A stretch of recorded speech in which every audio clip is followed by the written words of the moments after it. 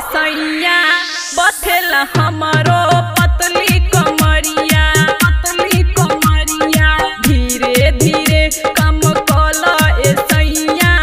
बथेला हमारो पतली कमरिया होठवा से होठवा सटावे दरानी हो,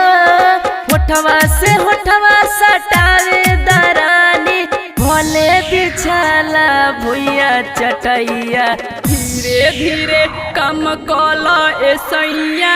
बथेला हमारो पतली कमरिया धीरे धीरे कम कला ए सैया बथेला हमारो पतली कमरिया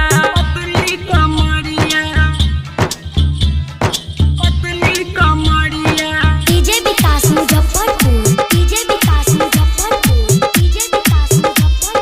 धीरे धीरे बथेला हमारो पतली कमरिया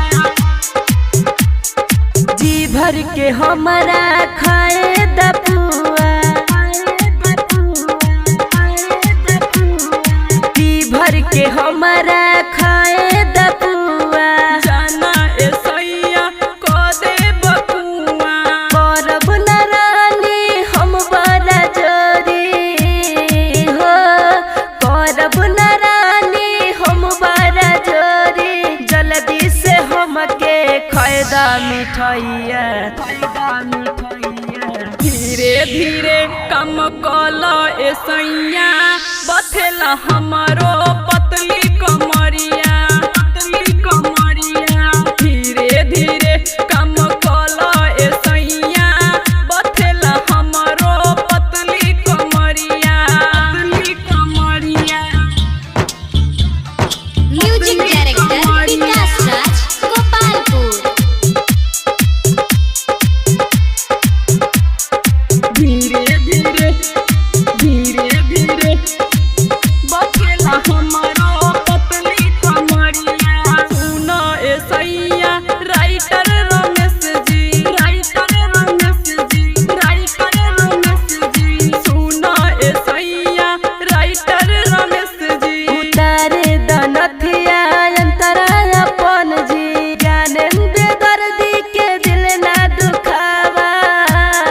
हो, ज्ञानेंद्र दर्दी के दिल ना दुखावा जल्दी से अब तू बिछाई दा चटैया धीरे धीरे कम कला ए सैया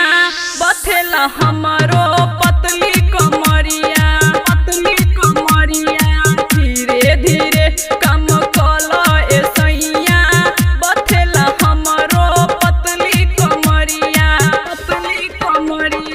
होठवा से होठवा सटावे दरानी हो,